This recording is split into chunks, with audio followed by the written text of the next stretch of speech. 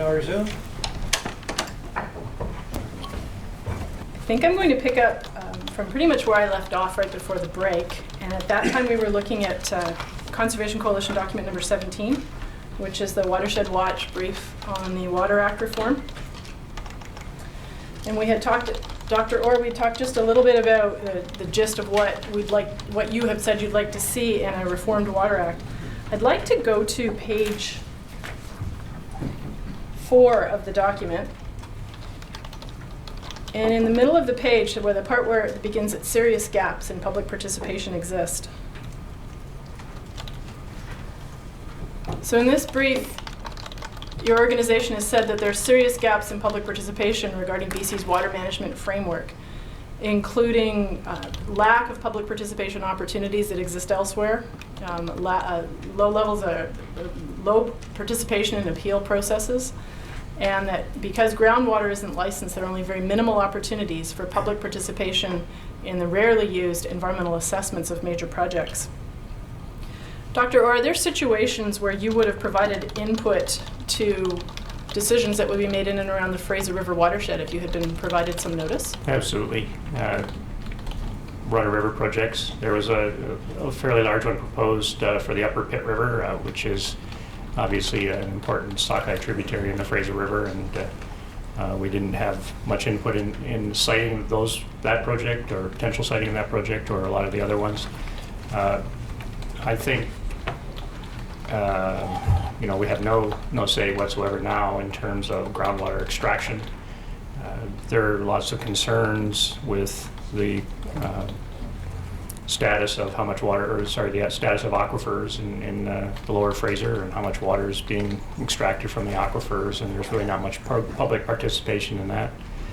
The Run of River projects, again, I guess it's Bill C-30 that the government came up with, which limits the right of the public to object to or even have much say in the siting of major projects like Run of River projects. So those are some of the concerns. Appeal processes. We've made comments on many environmental assessments of major projects over the years, and it feels like a futile exercise sometimes because these projects are never turned down, and they're never fully evaluated either. One of the real shortcomings is cumulative effects assessment of major projects. It just doesn't happen to any kind of rigorous degree, and we've been so frustrated over that. We've actually had some workshops with First Nations like Stalo First Nation on how to actually improve cumulative effects assessment in the planning of run-of-river projects in their territory. So some people share the lack of public participation frustration that we sort of outline in this document. Mark that document as an exhibit as well. That's tab 17, 1856, or 1857. I'd like to talk just a little bit more about IPPs or independent power projects. And I'm wondering, Ms. Penchik, if you could bring up Conservation Coalition document number 10.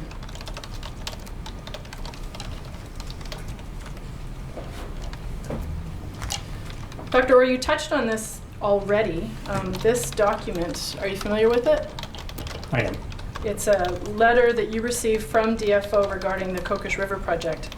And I realize that the Kokish River is in Vancouver Island, but I'm wondering if you might be able to provide some comments on your sense of what this letter is telling you. It sheds light on the problems with the way that these projects are licensed and mitigated. I suppose the process. Mainly, when an IPP project is put forward, it's reviewed by provincial biologists, and they use flow guidelines that have been developed. There is, from what I understand, talking to some of these biologists, some negotiation back and forth on what those flows should be, and in general, they're probably not quite as robust as I've already said we've seen in the hydro water use planning process based on the life history needs of fish. But I think this letter illustrates a couple of different things. First, our frustration in seeing projects now being located in an onerous fish habitat. Again, the traditional understanding from a lot of folks was that these projects are located above, the upper reaches of rivers, and although there are downstream effects when you start putting a bunch of projects in the upper parts of rivers, which we still don't have a good handle on, the immediate concerns are manifested several times over when you start locating projects in and out of those fish habitat. But we appealed to the federal regulators on this one for a specific reason, because they have a role in suggesting mitigative measures or ways of trying to deal with some of the known or potential impacts from these projects. And in this particular project, there was a plan that we did review that was put forward by the proponent, where they were going to try and recreate some flows that they thought would help fish in this system. But we talked to some provincial regulators on this one, and they didn't believe that those flows could be recreated because there wasn't sufficient storage above the dam to recreate those flows. So we just put the onus back on the federal regulator in this one and asked them if they could actually mitigate the kind of damage that this project was likely to have. And to this point, I don't believe that they're able to do that. And so we just wanted to put that on record, and because it's a common problem. Mitigation is quite often ordered for habitat damage, and I do believe in terms of the DFO's no net loss policy, which is an amazing policy. It's a great policy, but it's just not working, and we heard that from testimony in the past as well. Given the approach that DFO is taking in the Cocos River situation, are you confident that risks to Fraser River sockeye would be mitigated if a similar project was to proceed in the Fraser? Not for a similar project, but again, I said earlier that we just don't know what's being planned in a lot of these projects. It's very difficult to figure out. There's no planning process, so I can't go to some master planning agency and they can't tell me where these projects are going to be located, whether there's sensitive areas, whether there's any way of making sure projects aren't located on specific and sensitive streams or rivers, or whether there's not a clustering of projects in a certain area, which is another concern. And so, it's very difficult to sit here and say that we can deal with these kind of projects adequately when there's no planning process whatsoever in British Columbia.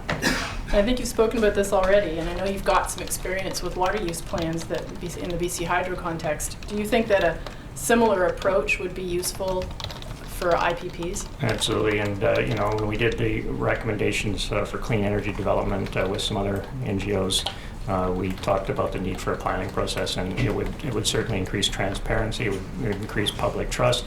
It would allow us to set aside certain areas that need to remain special, just like Norway has done for parts of its coast from salmon farms. Those kind of planning processes need to happen, and there needs to be public participation and transparency in the whole process. Right now, there's none of that.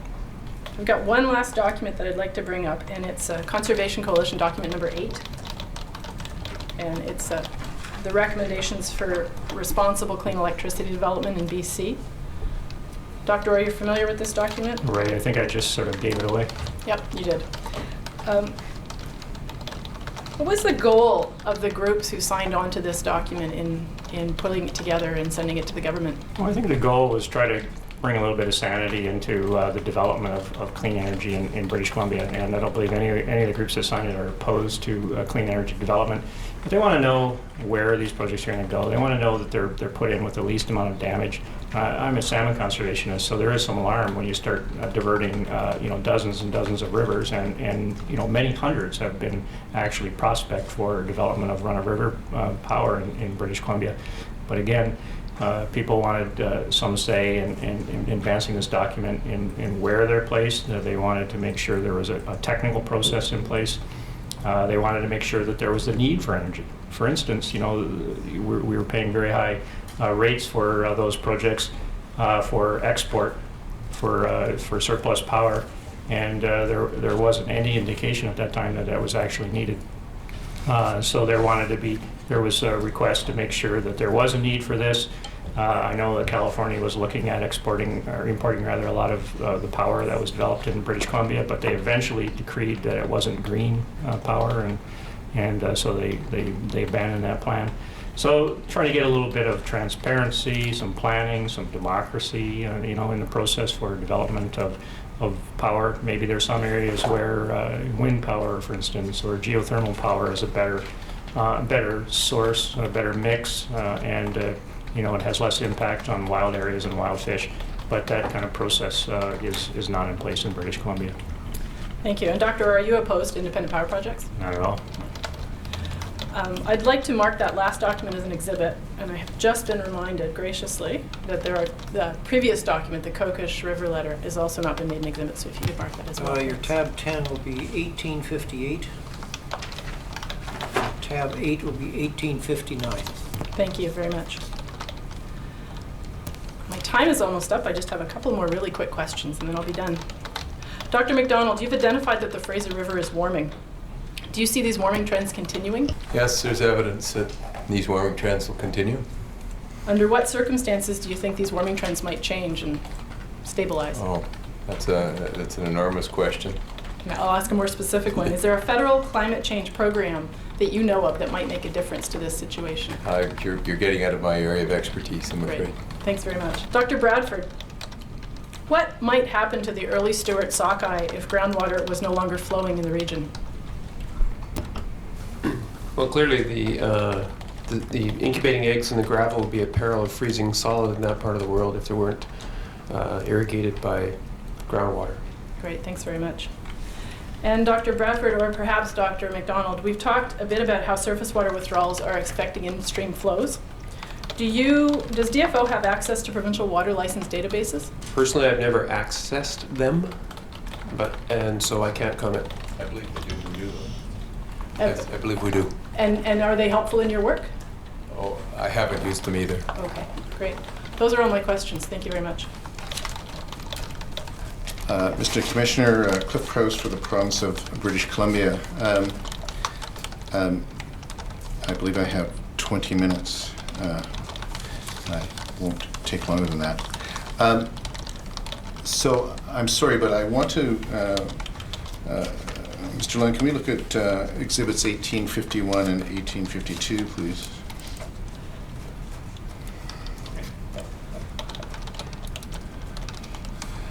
And I'm sorry, I'm not sure which witness spoke to these. Dr. Bradford. So I guess the first question I have is if we look at exhibit 1852, if you look at the second page, the graph that's highlighted on the bottom is the same as exhibit 1851, is that correct? The other exhibit is the single graph.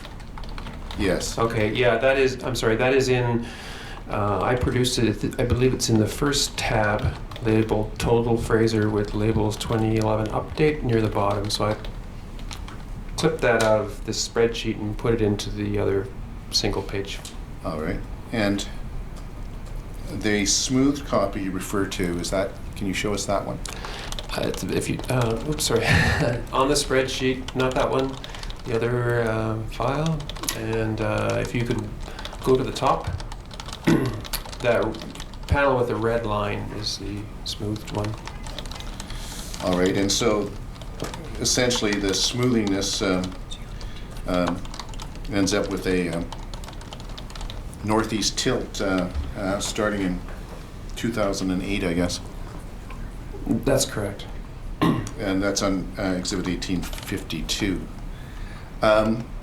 And the I guess it's probably good at this point to reemphasize, as you did in your earlier evidence, that particularly the results for 2011 are particularly preliminary.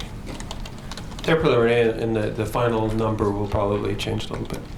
Then the question for me becomes, what do we learn about, what's the significance of that northeast tilt in the last 2 years? What's happening there? Can you explain why we're seeing that? Is this, how good is this news, or how bad is this news, or is it too soon to tell, or what would you say about that? Well, I would characterize it as perhaps an increasing trend. And my preference would be to use the other figure, which shows just the annual values. Right, and maybe you should explain why that's your preference. Because it really shows individual years, and when you smooth things out, you sometimes create a pattern that's different from the actual data. So I think it's important to keep an eye on the actual data. So if we were to turn to the other exhibit, Yes, sorry it's for the 1851, Mr. Lund.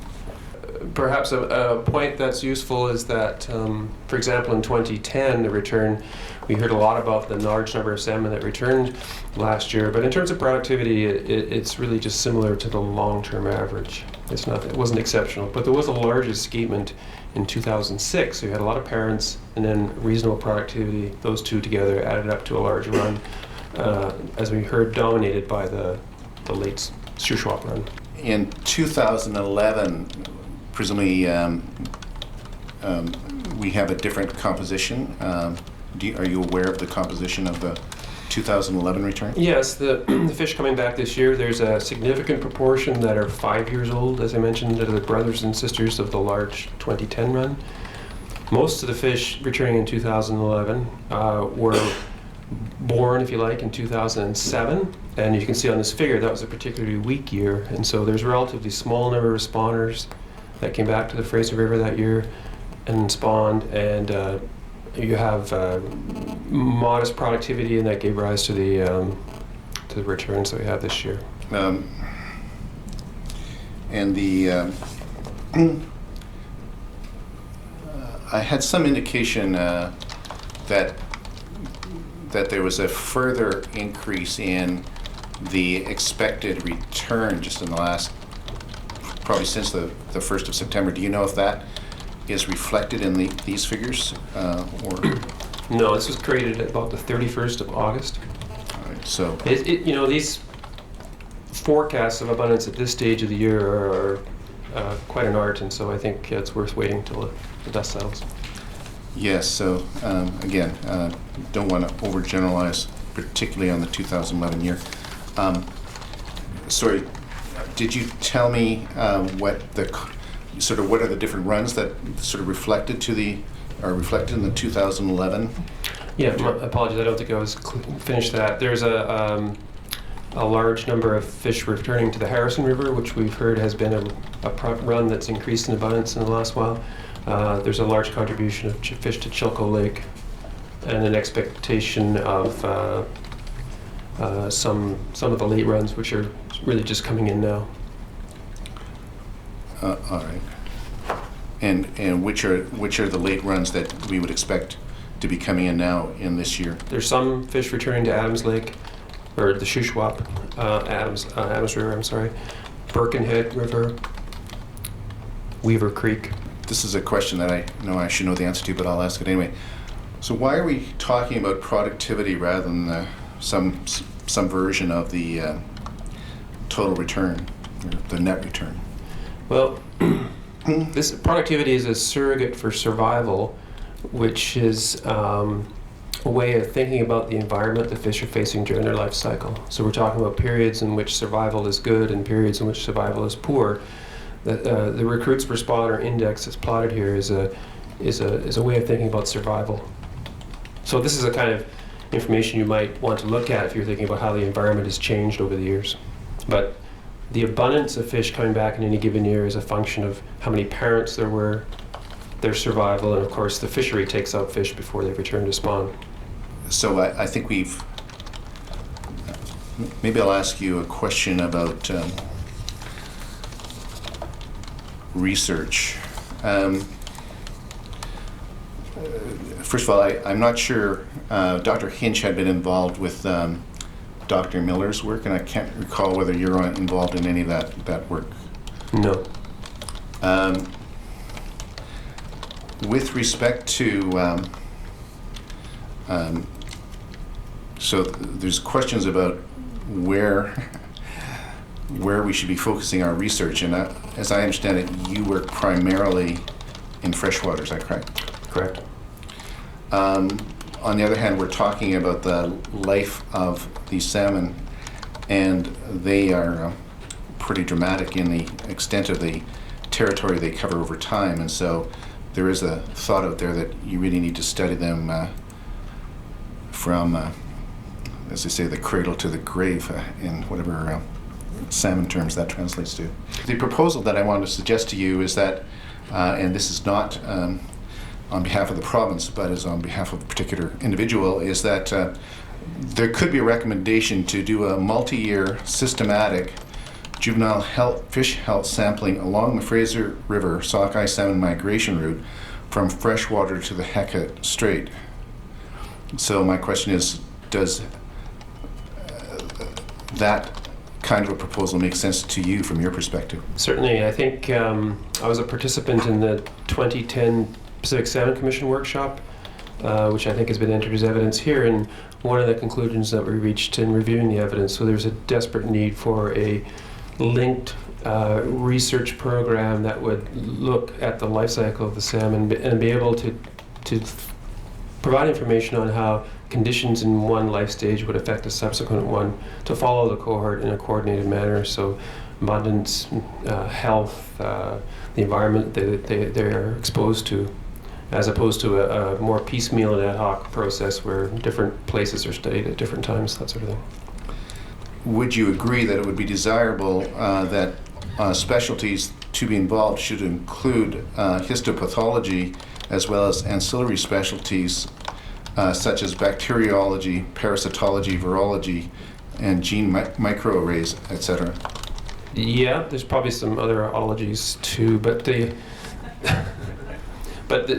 idea is that you have a complete picture of the fish health at different life stages, and there's energetics, growth, feeding, as well as just the sort of consideration of pathogens and disease. So those would be some of the other ologies that you refer to? That's right.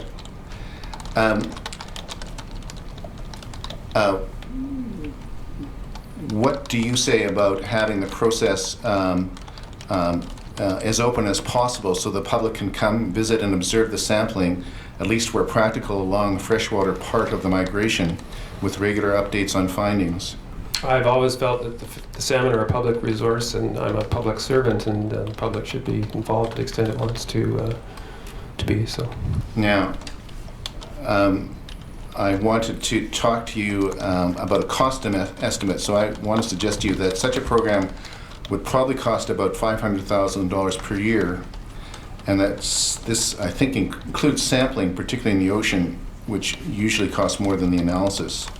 Does that seem like a ballpark that you could imagine such a program could do, including those other ologies that you think should be involved?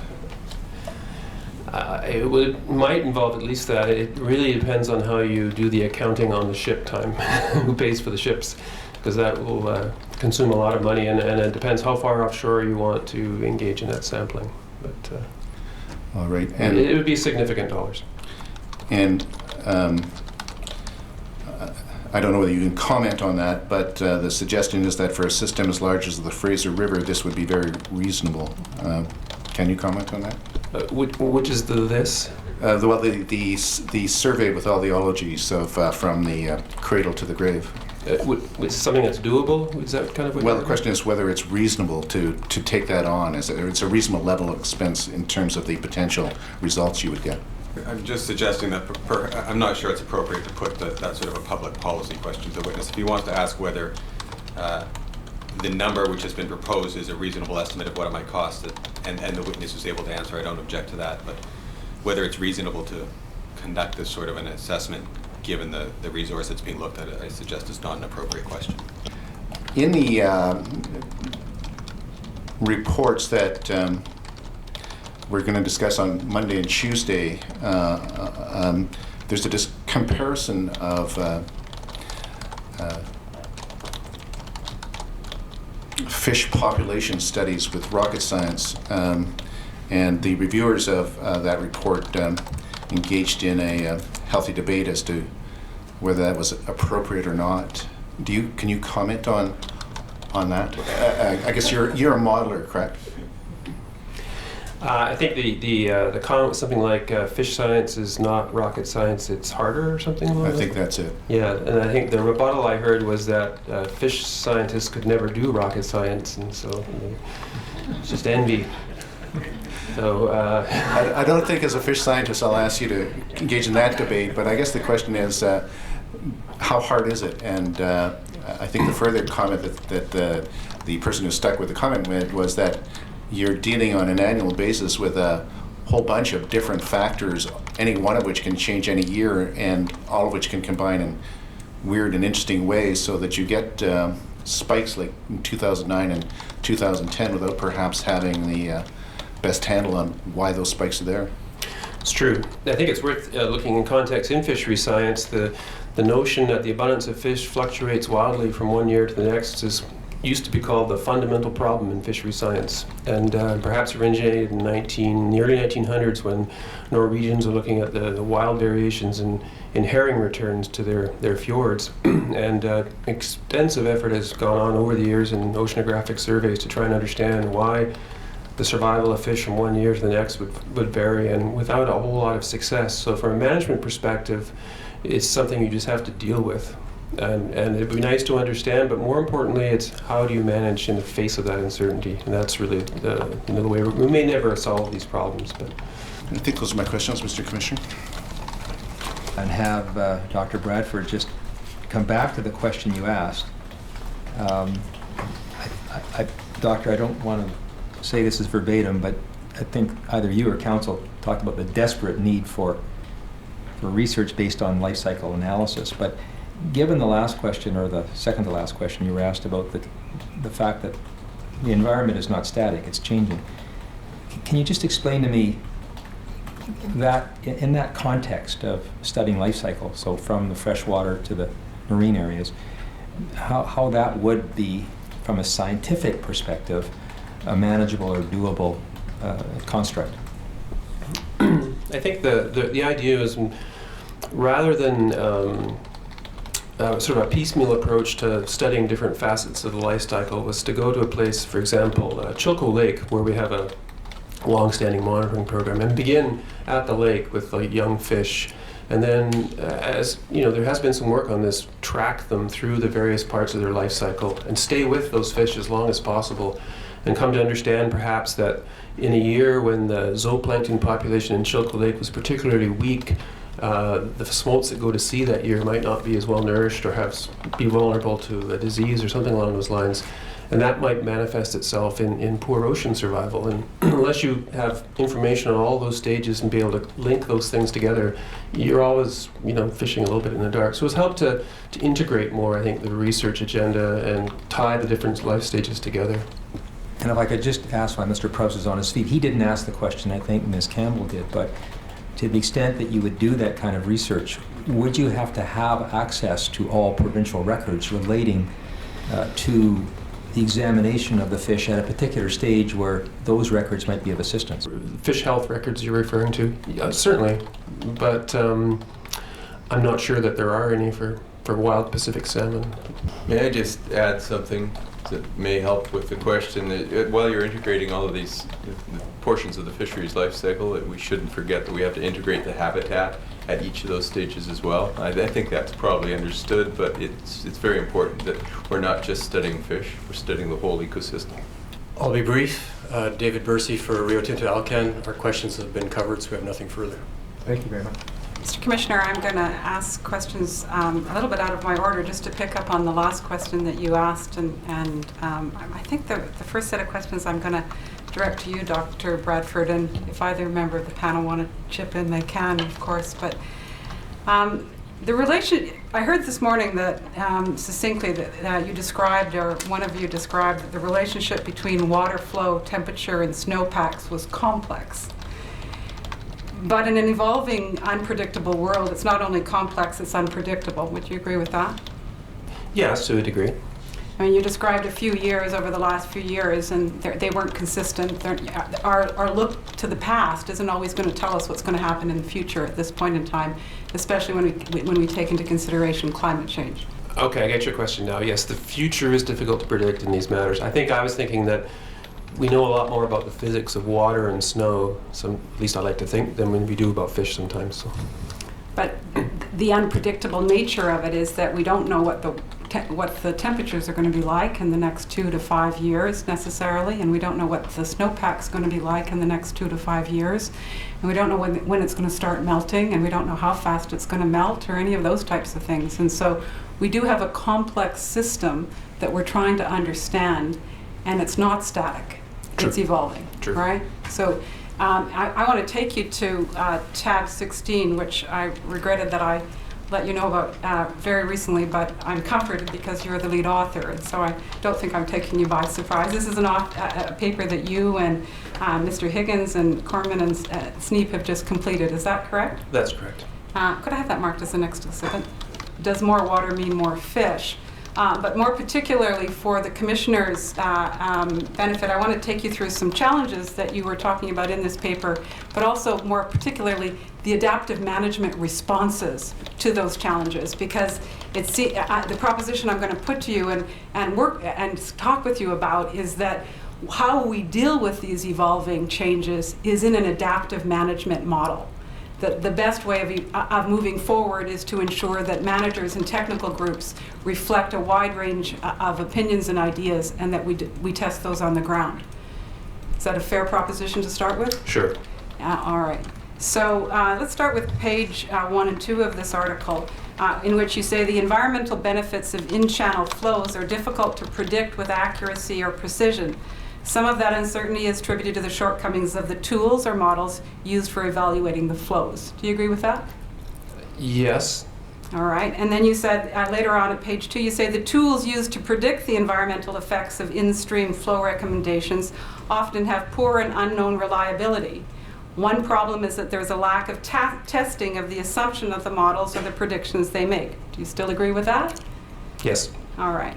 Now, for these reasons, in the Bridge River system, which is what you're describing here, in particular the Bridge River flows, which were historically a matter of a fair bit of disagreement amongst First Nations there, BC Hydro, and the Department of Fisheries and Oceans, correct? The disagreement, the dam was built and designed not to release any water, much like the Kenny Dam we talked about, but it did have an old gate and a hole in it, and a decision was made to start to release water, and the question is how much. Right.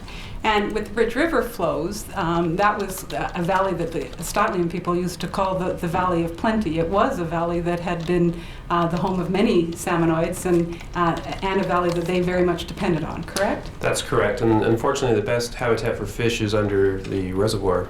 Exactly. Yes. And so the options weren't many, were there? No. And at page 1 of this report, in the bottom of the summary,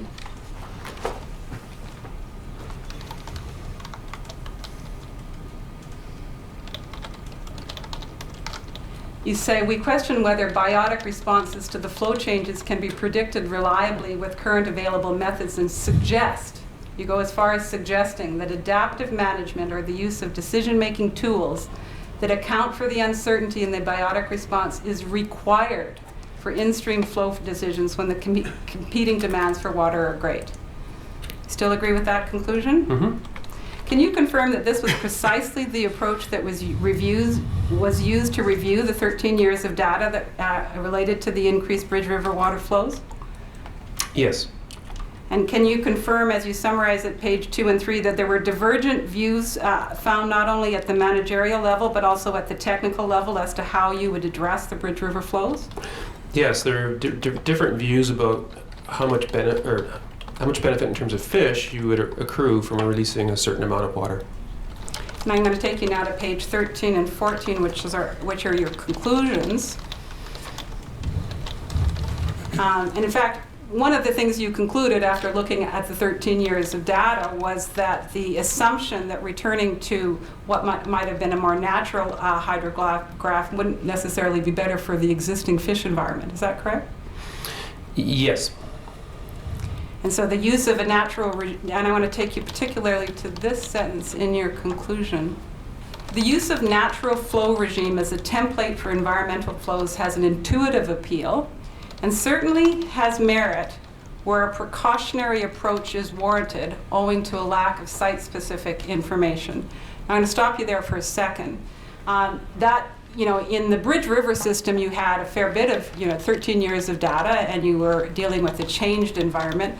But where you've got small streams, where continuous irrigation is the primary use, and climate change may be having a direct impact on that flow, that precautionary approach would be applicable, right? The approach that you try to maintain a natural flow regime.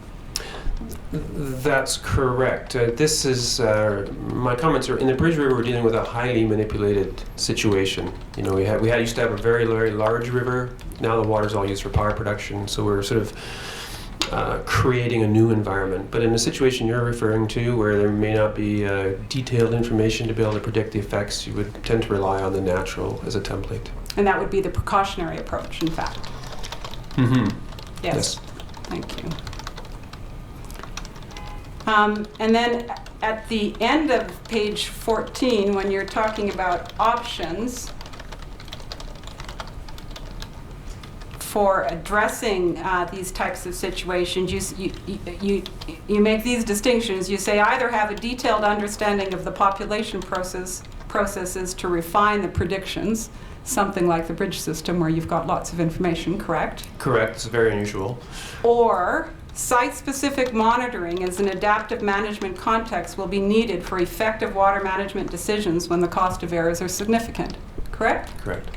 And so what are you saying there? Well, it really suggests that if you're in a situation where the values involved are not great, then you may be able to prescribe a flow regime based on these various tools and be comfortable with that. But otherwise, where values are significant in water and environment, energy and environment, then we really need to keep close tabs on what goes on after you will use some method to predict what flows would meet your objectives, and then there's a need to keep track of what's going on in the environment if there's a need to make corrections, because what we've argued in the paper is that these tools aren't that great. Okay, we're going to return to that in a little bit. Let's keep going with the structured decision making for a moment. Can I take you to should I have marked that as an exhibit? Yes, okay. Now I need to go to First Nation document tab 9. Now that may or may not be an agreement you're specifically familiar with, but you're aware of the agreement that was reached between the Stotleam and BC Hydro, including specifically around the Bridge River flows? Yes. And I want to take you to what's PDF pages 203 to 227. The first one is Schedule 5, and just for the record, that's Schedule 5 to something called the Relations Agreement, and I'll have Mr. Higgins answer more questions about that tomorrow, so you can rest assured I'll get him to do the background on that, Dr. Putford. But I want to take you to this because both Schedule 5 and the next schedule are exactly what you used, in fact, to get to these Bridge River flow regime conclusions and then the test flows, right? You used an adaptive management decision-making framework. Yes, it obviously began in '96, the work, and the discussions occurred during that period of time, but it is articulated in this document. Okay, and I want to take you, and primarily the reason, we talk about adaptive management a lot in the last year on various occasions, but it's often difficult to put it onto the ground. Would you agree with me on that? It's extraordinarily difficult, yes. And in many ways, given the distrust and all the conflict that went on, this is a good news story, isn't it? The benefits are both for fish in the sense that we have a lot of detailed data to understand what's gone on in relation to the flow, but I think a very significant benefit is a tool for engaging all the stakeholders, because you get engaged, you have data that comes, you discuss, you work together. It's a very long-term process that the experiment itself ties people together, and I think that has huge benefits for stakeholders. All right, can I go to page 2 and 3 of that document? The steps for the structured decision making is found at page 4. So applying there you have it. I know it's only a 6-step process. You'll confirm that it's a lot more difficult to implement than it is to describe it. But it's clearly an iterative process where you've got First Nations, Department of Fisheries and Oceans, in this case BC Hydro, a proponent, or stakeholders if the situation was broader, evaluating the context of the question, setting objectives, determining alternatives, estimating the consequences, evaluating trade-offs and selecting one, and implementing and monitoring. Is that correct? That's the process. And it was also the process used for water use planning. Water use planning, is it related to the Bridge River system? Well, that was, obviously there's difference in terms of the stakeholders involved, but that was the attempt at least. Yeah. I think, again, would you prefer that I defer my questions on the Bridge River water use planning process to Mr. Higgins? He might, if there are technical issues you want to get into, that would be... Process issues? Process issues, probably Mr. Higgins would be, have a broader perspective than myself. Now, what happened at the end of this process and the application of this process is that there's been an agreement that the lower Bridge River flow regime is going to be tested over the next while. Is that correct? Yes. And that testing is now going to also be monitored and reviewed in the context of this decision-making structure. Is that correct? Yes, as I mentioned, this started back in '96, and so it's more of an ongoing continuation of something that started some time ago. But you'll agree with me, you now have Statlium agreement on this. True. And that's a significant agreement at the table, isn't it? Yes. And in fact, this decision-making structure is intended to include their value systems and their approaches and the things that are important to them also. Yes, and I believe it has occurred. Yes, we're moving forward on yes. that. Do you also agree that this is a valuable approach when identifying specific stream and flow regimes throughout the salmon migratory route that would be of benefit for the long-term sustainability of Fraser River sockeye? Certainly, with the caveat that it's extremely demanding, and so on the people, and so there may be a limit to how many of these processes the province could engage in. So that would be the caution there. So we need to streamline those processes and make sure they're effective. As I mentioned in the paper too, there may be it's a question of determining where the values at stake are presumably meet some test or some threshold where you engage in a process like this. But you'll agree with me that without using those processes, we often end up in conflict, and that we often have people very unsure whether their concerns and interests have been included at either the technical or at the management level. It's very different than the command and control approach that would be used in a pure regulatory framework. Okay, now I'm going to jump from that for a moment, and I just got a couple of details that I want to get on the record as it relates to groundwater and stream interactions and then some of the climate changes. So if I could have this marked as an exhibit before I move forward. 1861. Now, I didn't call up the second schedule. Perhaps if you're going to mark them both together, that's just fine. I can go in more detail with Mr. Higgins tomorrow on that. Could I go to First Nations Coalition's tab 7, please? Dr. Orr, this is a question first of you. Do you recognize this report? I do. And was Watershed Watch and the Walter and Duncan Gordon Foundation part of the production of that? Yes, that's correct. Could I have that marked as the next exhibit? 1862. Now, I'm open either if this is a question of Dr. Bradford or Dr. Orr. It doesn't, you guys can figure it out. But can you confirm for us that the contribution of groundwater to surface water sources is influenced in part by surface geology? Yes, of course. Or yes, it is. That's okay. I apologize for that. No, that's a given. It's the style of the questions we get to ask here. So I'm going to go to page 3 of this report. It says that in some areas of BC's interior, it can contribute up to 60% of the surface water sources. Groundwater can contribute up to 60% of surface water sources. Is that consistent with your understanding? Perhaps Dr. McDonald might. So if I go to the bottom of page 3. Well, it has, as you just asked a minute ago, it has a lot to do with the geology. There's, I believe, streams in Ontario where it's much less, where it's... So according to here Smith... we are right here, right. Silt and clay soils. I would agree with that. You would agree with that? Yes, but 60% is probably a good estimate. Thank you. And then can you confirm that when the surface geology of the stream is largely sandy soil, the interaction between groundwater and surface water is generally greater? I'm probably getting a little bit out of my area of expertise. It's an area that I enjoyed reading, but I haven't done a lot of research in this area. But I mean, the more porous the soil, the more likely there is to be movement of water through that.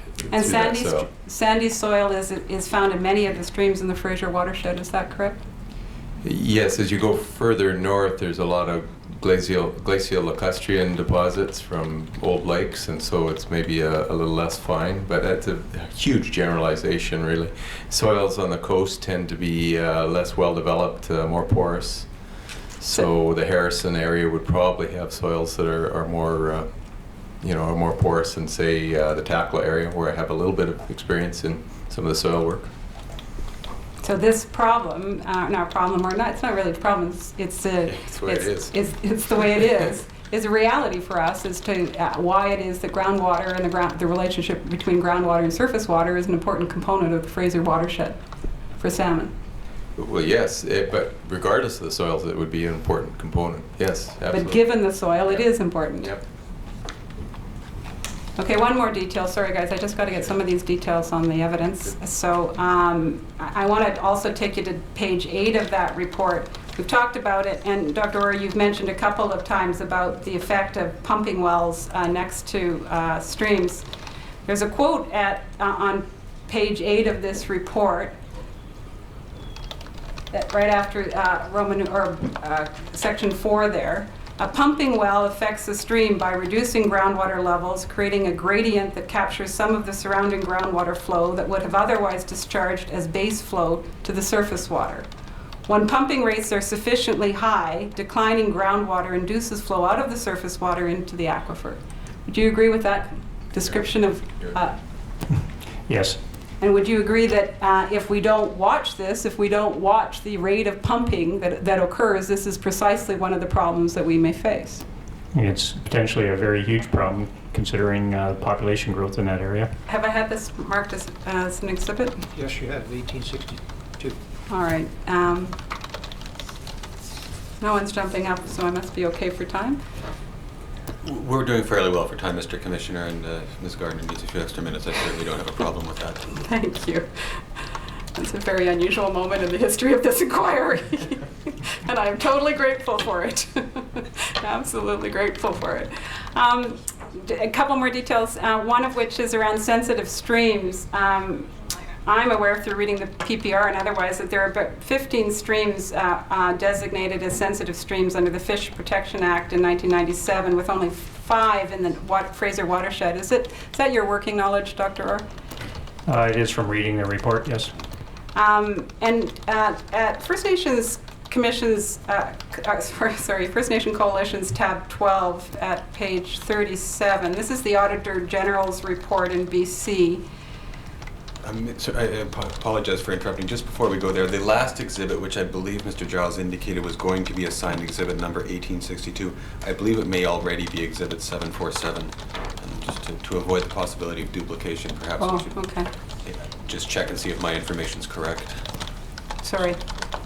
Now, if we go to First Nation Coalition's tab 12, these are pages of the Auditor General's report, and in particular at page 37 of that report refers to the sensitive stream allocations, and at the bottom of it the Auditor General says, to date that list has not been expanded even though many other streams would likely qualify. The Act also provides for the development of recovery plans for sensitive streams, but no current provincial efforts are underway to develop those plans.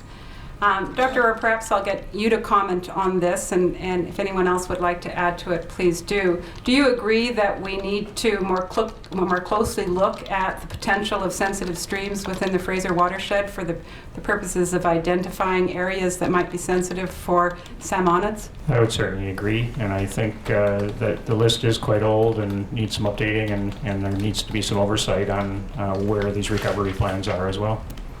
And would you agree that the adaptive management approach that I was discussing earlier with Dr. Bradford might be useful for both identifying and prioritizing these streams?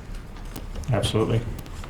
Now, one thing I wanted to ask about climate change, there's been a fair bit of questions already asked and commented on this, but given the historic allocation of water for irrigation and industrial uses, can we anticipate that the already existing licensing regime could create new and unanticipated impacts on salmonoids, including Fraser River sockeye salmon? Dr. Orr, I'll start with you. Sorry, maybe you just clarify, the existing licensing system? Given the Are you- historic allocation of water for Right. irrigation and industrial uses along the watershed, Absolutely. and given the changes in climate change, can we anticipate that the historic allocation, never mind the new ones, could have new and unanticipated impacts on Fraser River sockeye and on salmonoids in general? Absolutely, and there's already an oversubscription of surface water licenses in so many areas in British Columbia, and you just have to go and we did a tour of the Merritt area once for a workshop that was looking at water issues and talked to some of the ranchers, and they clearly acknowledged the conflict of their demands for trying to get 3 crops of hay off, for instance, versus maintaining some fish, and they figured if they had to give any water back, they couldn't get as many crops off. So this is only going to be exacerbated by climate change and the kind of decreased flows that we've already seen in some of the evidence. Dr. Bradford, would you agree with that? Yes, I would. Dr. McDonald?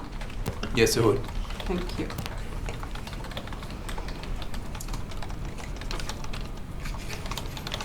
Now, the next doc, let's have that marked as an exhibit. 1862. I'd like to go to tab 10 now of our documents. And this is a rather large report that I'm not going to have time, nor is it on topic to take you through all of this. Are all of you familiar with this report? I've seen it. Yeah, I've seen it too. I'm not familiar with it. Okay, you're saved with questions then. But I have this marked as the next exhibit. 1863. Now, I want to take you to a couple of recommendations specifically in this report. This is a broad range report that talks about many things as it relates to the federal action around water. And I'm going to talk with the regulators tomorrow a little bit more about it. But there is an interplay, of course, between science and management. And I want to take you to page 30.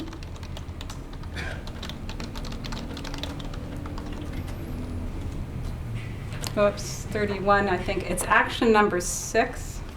There you go. If you could highlight that one. Mainstream climate change into water policies is the action item that's suggested, and in particular, integrate strategies for adaptation and mitigation into all aspects of freshwater management, as well as providing strong standalone actions. This blueprint should be viewed as a comprehensive, no-regret strategy for responding to the impacts of climate change on water. Would you agree that that's a useful recommendation for implementing into British Columbia as it relates to the Fraser watershed? I think so. Yeah, I don't see a problem with that. Would you- It's fairly general. Sure, Dr. Bradford. I don't know what it means. So let's, I mean, it's interesting that you say I that. don't mean to because- be trite, but No, I I don't know, know let's go what a there. no-regret strategy, a comprehensive no-regret strategy, I have no idea what that refers to. So let's start with the first one, integrate strategies for adaptation and mitigation. So when I read that, and I thought about the questions that I've just asked you earlier about the Bridge River system, we've got an adaptive approach to looking at climate change, looking at the options that we have on the ground, and we've got to mitigate that into the future. We've got to make changes as it goes on into the future. We've got to watch climate change. So that's just one example. If I then pull it into industrial use, or if I pull it into irrigation purposes, it's all the same, isn't it?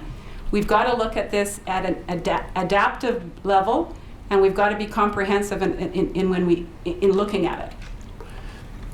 Yeah, I agree. Adaptation in climate change often means the ability to change with the change in climate. I think in adaptive management, we're talking about learning and then making changes. So there may be a little bit different use of, not quite the same word. But again, I think the key is learning and being able to change as conditions change. And so one step further, the key is to make sure you've got a group of people learning so that they can work well together and adapting together. Oh, I would agree with that, yes. All right, so let's go then to action 13. Sorry, there's many actions, but I was trying to make sure I picked the ones that related to science and management interplay.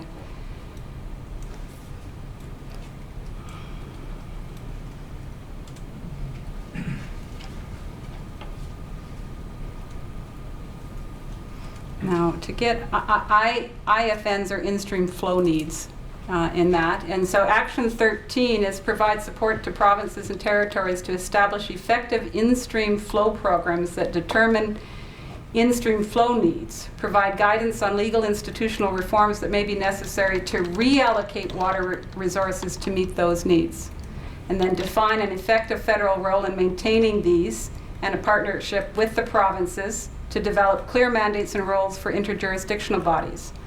Would you agree that that would be useful in the province of British Columbia and as it relates specifically to the Fraser watershed? I will say that there is a process within the Water Act modernization for developing in-stream flow needs, and the Department of Fisheries and Oceans at a national level is working on processes for in-stream flow needs. A lot of that was triggered by the discussions around the Athabasca River. So I think that's recognized, yes. Yes. And you'll agree with me that we may have to seriously look at reallocating. That's not a science issue, but that might be an outcome of a process. If we were specifically trying to, in a precautionary way, look after Fraser River sockeye or Fraser River salmon, we're going to have to seriously look at reallocations. Well, that in the structured decision-making process, you are evaluating different options, and an option that might need to be evaluated would be reallocation, and that would, of course, affect various stakeholders and values within that context. Does anybody else have anything to add to that? Well, I think I'm just agreeing with Mike. That might be something that spins out of the process, but until you've gone through the process, you can't really tell what's going to spin out of it. Would be a useful option to be considering. Absolutely, yeah. People have to be open. Thank you. All right, I'm just going to finish up, Mr. Commissioner, with a couple of details. I need to go to tab 11 of the First Nations Coalition's documents. And Dr. Orr, do you recognize that document? I do. Could you tell us what the effort was that went into this document and why you did it? Talked a little bit about it already. The Water Act is a 100-year-old piece of legislation that doesn't really consider environmental needs or fish.